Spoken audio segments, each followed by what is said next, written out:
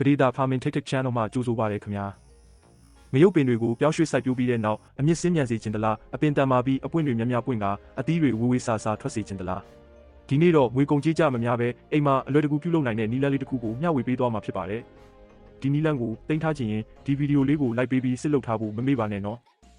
ဒီဖြော်ရည်ကိုအသုံးပြုလိုက်မယ်ဆိုရင်ငရုတ်ပင်တွေရဲ့အမြင့်ဖွံ့ဖြိုးမှုကိုအားကောင်းစေပြီးအာဟာရဆုပ်ယူနိုင်စွမ်းပိုမိုကောင်းမွန်လာစေပါတယ်ဒါအပြင်အပင်ကြီးထွားနှုန်းလည်းမြန်ဆန်လာကအပွင့်နဲ့အသီးဖြစ်ထွန်းမှုကိုလည်းအထောက်အကူပြုနိုင်ပါတယ်ပြုလုပ်နည်းကတော့လွယ်ကူပါတယ်ရေ၄ဂါလန်ခန့်ဆန့်တဲ့ရေပုံးတစ်ပုံးထဲကိုဘီယာ900မီလီလီတာတကြားညို900ဂရမ်နဲ့ယူရီးယား30ဂရမ်ထည့်ပေးပါပြီးရင်ပါဝင်ပစ္စည်းတွေအားလုံးတမသွားအောင်ကောင်းကောင်းမှွေပေးပြီးငရုတ်ပင်ရဲ့အမြင့်နားတစ်ဝိုက်ကိုလောင်းပေးရုံပါပဲပုံမှန်အသုံးပြုပေးမယ်ဆိုရင်အပင်ရဲ့ကြီးထွားမှုပိုကောင်းလာနိုင်ပြီးအရွက်စိမ်းဆိုတန်မာလာကအပွင့်နဲ့အသီးဖြစ်ထွန်းမှုကိုလည်းအထောက်အကူပြုနိုင်ပါတယ်